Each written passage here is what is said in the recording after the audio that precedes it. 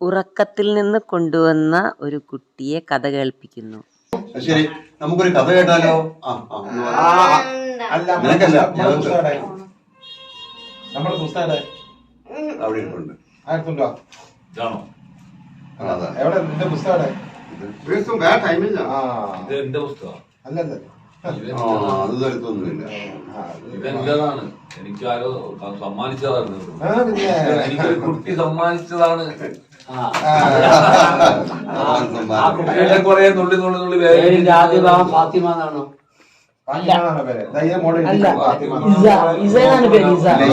ആർക്കും കൊടുക്കില്ല. ഇസാനാണ്. അവസാനം ഇസാനാണ്.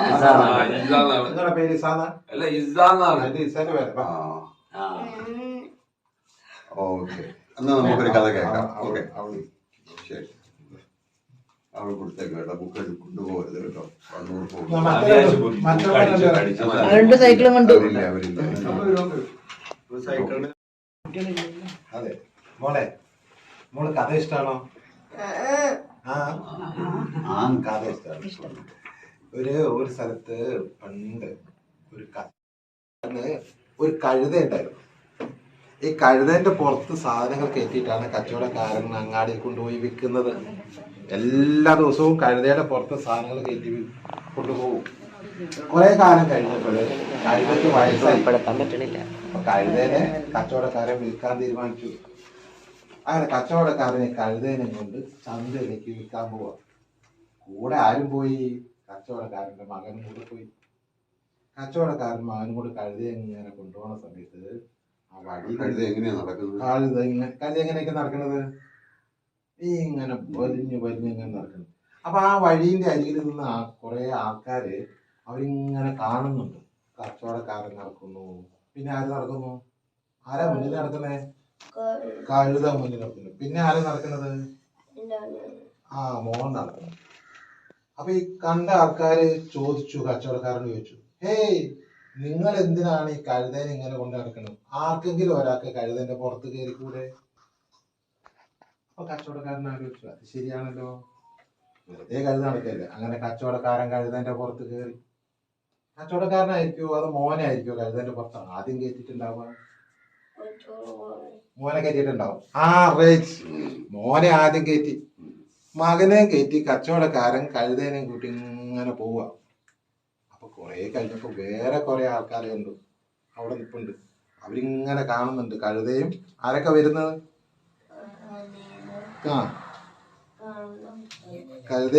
കഴുതന്റെ പുറത്താര്? മോന്. കൂടെ ആര്? ഉപ്പച്ചിയുണ്ട്. അങ്ങനെ വരുന്നത് ആൾക്കാർ ഇങ്ങനെ കണ്ടിട്ട് ഇങ്ങനെ ചോദിച്ചു. അന്നേരം ഇവരോട് ചോദിക്കുക, അല്ല, ഇതെന്ത് പരിപാടിയാണ്? ആ വയസ്സായ ആ ഉപ്പച്ചീനെ നടത്തിച്ചിട്ട് മോനെ നീ എന്ത് പരിപാടിയാ കാണിക്കുന്നത്? നീ താഴെ ഇറങ്ങിയിട്ട് ആ ഉപ്പച്ചീനെ കയറ്റ്. അങ്ങനെ മോൻ എന്ത് ചെയ്തു? താഴെ ഇറങ്ങി. എന്നിട്ട് ആരെ കയറ്റി? എവിടെ കയറ്റി? കഴുതേന്റെ പുറത്ത് കയറ്റി. പാവം കഴുത ഉപ്പച്ചീനെയും കൊണ്ട് വയസ്സം കഴുത ഇങ്ങനെ പോവാ. അപ്പൊ ആരാ കൂടെ നടന്നു പോണ? ഉപ്പച്ചി എവിടെയാണ്? കഴുതേന്റെ പുറത്ത്. മോനോ? നാടിയില്. ആ കഴുത അങ്ങനെ നടന്നു പോകും. അപ്പോണ്ട് കുറച്ച് ആൾക്കാര് വഴിയിൽ നിന്ന് പിന്നെയും കണ്ടു. അല്ല, ഇതെന്തിനാ ഉപ്പച്ചിയെ നിങ്ങൾ ഈ കഴുതേന്റെ പുറത്ത് നിങ്ങൾ കയറി എന്നിട്ട് ആ ചെറിയ കുട്ടീനെ നടത്തിക്കൊണ്ടു പോണത്? നിങ്ങൾക്കും കൂടെ ആ കുട്ടീനെ കഴുതന്റെ പുറത്തേക്ക് കയറ്റിക്കൂടെ? അപ്പൊ ഉപ്പച്ചി ആലോചിച്ചു, അത് ശരിയാണല്ലോ, എന്നാ പിന്നെ ആ കുട്ടീനെയും കൂടെ കഴുതപ്പുറത്ത് കയറ്റാന്ന് വിചാരിച്ചു. ആ ഉപ്പച്ചി എന്ത് ചെയ്തിട്ടുണ്ടാവും?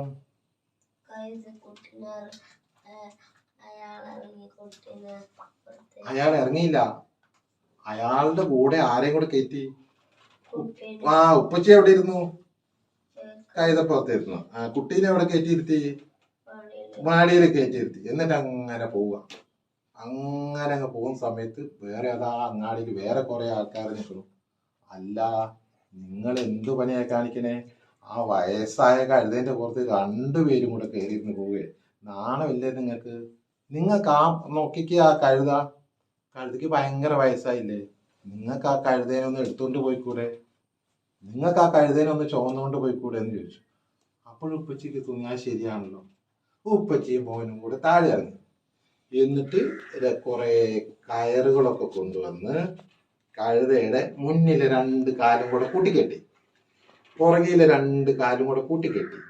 എന്നിട്ട് വലിയൊരു വടി എടുത്തിട്ട് വന്ന് ഈ കാലിന്റെ ഇടയിൽ കൂടി കയറിന്റെ ഇടയിൽ കൂടി ഇട്ടിട്ട് ഉപ്പച്ചി ഒരു തോളിൽ വെച്ച്, കണ്ടിട്ടുണ്ടോ ആ ചിത്രം കണ്ടിട്ട്? ആ ഉപ്പച്ചി ഒരു തോളിൽ വെച്ച് മോനും ഒരു തോളിൽ വെച്ച് കഴുതേനെയും ചോന്ന് അങ്ങനെ അങ്ങോട്ട് പോവുക. ആൾക്കാർ വഴിയിൽ നിന്ന് ഇങ്ങനെ കണ്ടിട്ട് എന്താ അവർക്ക് തോന്നിയേ? ഒരു കഴുതേനെ ചോന്ന് 2 പേര് പോണ കണ്ടപ്പോ ആൾക്കാർക്ക് എന്ത് തോന്നിയിട്ടുണ്ടാവും? നിനക്കെന്ത് തോന്നും?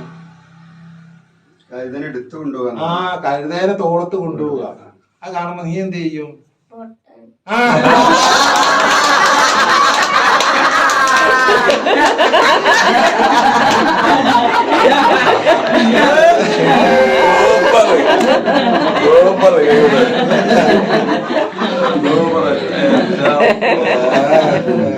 ഓട്ടന്മാര്. എന്നിട്ട് എന്ത് സംഭവിച്ചു? എന്നിട്ട് ഇവര് 2 പേരും കൂടി ഉണ്ടല്ലോ ഈ കഴുതന്, എന്നാലും എല്ലാവരും ഇങ്ങനെ വിളിച്ചു പറഞ്ഞേ, പൊട്ടന്മാരെ, മണ്ടന്മാരെ, നിങ്ങൾ എന്ത് മണ്ടത്തിലാണ് കാണിക്കണേ? 2 പേരൂടെ കഴുതേനെ ചോന്നുകൊണ്ട് പോകുന്നത് എന്ന് പറഞ്ഞു. അങ്ങനെ ഇവര് 2 പേരും കൂടി ഒരു തടീന്റെ പാലമുണ്ട്, ഒരു പുഴയുണ്ട്. ആ പുഴയില് ഒരു തടിയിട്ട പാലമുണ്ട്. ആ പാലത്തിൽ കൂടി അങ്ങനെ കയറി പോണ സമയത്ത്, ആ പാല കിടക്കണ സമയത്ത് ആർക്ക് പേടിയായി? കഴുതയ്ക്ക് പേടിയായി. അപ്പൊ കഴുത എന്ത് ചെയ്തു? അപ്പൊ എന്ത് ചെയ്തിട്ടുണ്ടാവും? തലക്കുത്തി വീണ്. എവിടേക്ക് വീണ്? പുഴയിലേക്ക് വീണ്. കഷ്ടമുണ്ടല്ലേ? ഈ കഥയിൽ മൂക്കെന്താ മനസ്സിലായേ? സ്വർണം വിൽക്കാൻ പോയത്? ആ, കഴുത മരിച്ചു പോയല്ലോ. ആരെങ്കിലും ഒക്കെ പറയുന്നത് കേട്ടിട്ട് അന്നേരം അതുപോലെ ചെയ്യാൻ നിൽക്കരുത്. നമുക്കൊരു തീരുമാനം വേണ്ടേ? അല്ലേ? കഴുതേനെ കൊണ്ടുപോയി വെക്കുമ്പോ പോകുന്ന വഴിക്ക് അവര് പറയും അങ്ങനെ വേണ്ട, അങ്ങനെ വേണ്ടെന്ന് പറഞ്ഞാൽ അങ്ങനെ ചെയ്യാൻ പോവുക ചെയ്യാ? അല്ല, നമ്മളൊരു തീരുമാനമൊക്കെ എടുത്ത് ധൈര്യമായിട്ട് നമ്മൾ മുന്നോട്ട് പോയാലേ നമുക്ക് ജീവിതത്തില് വിജയിക്കാൻ പറ്റുള്ളൂ എന്നാണ് ഈ കഥയിൽ നിന്നും. ആൾക്കാർ അവിടെ നിന്ന് ഇവിടെ നിന്നൊക്കെ പരിഹസിക്കും, അതൊന്നും നോക്കാൻ നിൽക്കണ്ട. ഓക്കെ, കൈയടിക്കാം. അപ്പൊ കഥ ഇഷ്ടമായി നമുക്ക് കാണാൻ പോയില്ലേ? അപ്പൊ അവരുടെ ഒപ്പം പോകുന്നില്ല, നമ്മള് ലാസ്റ്റ് പറഞ്ഞു ഷിജി ഇനി കളക്ടറെ അടുത്ത് നിന്ന് എന്തെങ്കിലും ഒന്ന് പറയുന്നത്. അപ്പൊ എന്താ പറയാൻ ഉദ്ദേശം എന്താന്ന് പറഞ്ഞോണ്ടായിരുന്നു. അതൊന്നും ഞാൻ നിങ്ങൾക്ക് പറഞ്ഞില്ല, അതിന്റെ മനസ്സിലുണ്ട്. അപ്പൊ എനിക്ക് സത്യം പേടിയായിരുന്നു എന്തെങ്കിലും പറയാന്നുള്ളത്. ഞാൻ മനസ്സിലുള്ളതൊന്ന് മനസ്സ് തുറക്കുകയാണ്. അതൊക്കെ ഞാൻ അപ്പം പറയിപ്പിച്ചത്. നമുക്കൊരു കാര്യം ചെയ്യാം. ഇനിയിപ്പം ഒരു കാര്യം കൂടി എനിക്കൊരു പറയാനുണ്ട് ഫാത്തിമേനെ കുറിച്ച്. ഫാത്തിമ ആ കഥയുടെ കൺക്ലൂഷൻ പറഞ്ഞല്ലോ, അതായത് കഴുത വീണ് ചത്തുന്ന്. കാരണം അവളുടെ ചിന്ത മുഴുവൻ അവള് ഭയങ്കര മൃഗസ്നേഹിയാണ്. അതായത് അവൾ ഓരോ ജീവജാലങ്ങളെയും സ്നേഹിക്കുന്നു. അവളെ പോലെ തന്നെയാണ് അവളെ കഴുതനെ കണക്കാക്കുന്നത്. ഏത് ഗുണപാഠം എന്നല്ല അവളുടെ ശ്രദ്ധയിൽ പോയത്, ആ കഴുത വീണ് ചത്തല്ലോ എന്നുള്ളതാണ് ശ്രദ്ധിച്ചത്. ആ കുട്ടിയുടെ ആ സ്നേഹം, ജീവജാലങ്ങളോട് സ്നേഹമാണ് അതെന്ന് വ്യക്തമാവുന്നത്. ഞാനിനി അടുത്ത തവണ വരുമ്പോ, ഞങ്ങൾ അടുത്ത തവണ വരുമ്പോഴേക്കും മുഴുവൻ കഥകളും വായിച്ചിട്ട് മോള് ഞങ്ങൾക്ക് പറഞ്ഞു തരും. ഇതുപോലെ അടിപൊളി കഥകളാണ്, സൂപ്പർ കഥകളാണ്. ഇതാ ഇതിന്റെ അകത്ത് 101 കഥകളുണ്ട്, ഇതിന്റെ അകത്ത് 20 കഥകളുണ്ട്, ഇതിന്റെ അകത്ത് 1501 മരുന്നുകളുടെ ഒറ്റമൂലികളുണ്ട്. ഖുറാൻ കഥകളുണ്ട്. ഇത് ഖുറാൻ കഥകളാ. 20 കഥകളുണ്ട് ഇതിനകത്ത്. ഖുറാനിലുള്ളതാ 20 കഥകൾ ഇതിന്റെ അകത്തുണ്ട്. മോൾ ആ കഥകൾ മുഴുവൻ ഇടയ്ക്ക് ഒരു ദിവസം ഒരു കഥ വായിച്ചാൽ മതി. ഒരു ദിവസം ഒരു കഥ വായിച്ചാൽ എല്ലാം കൂടി ഉമ്മക്ക് വായിക്കാൻ പറ്റാത്ത ഉമ്മച്ചി വായിച്ചു കൊടുക്കണേ. ഉമ്മച്ചിയാണോ വായിച്ചത്? ഉമ്മച്ചിയാണോ വായിച്ചത്? കഴുതയെ വിൽക്കാനായി ചുമന്നുകൊണ്ട് ചന്തയിലേക്ക് പോയ കച്ചവടക്കാരൻ്റെ കഥ നിങ്ങൾ കേട്ടല്ലോ.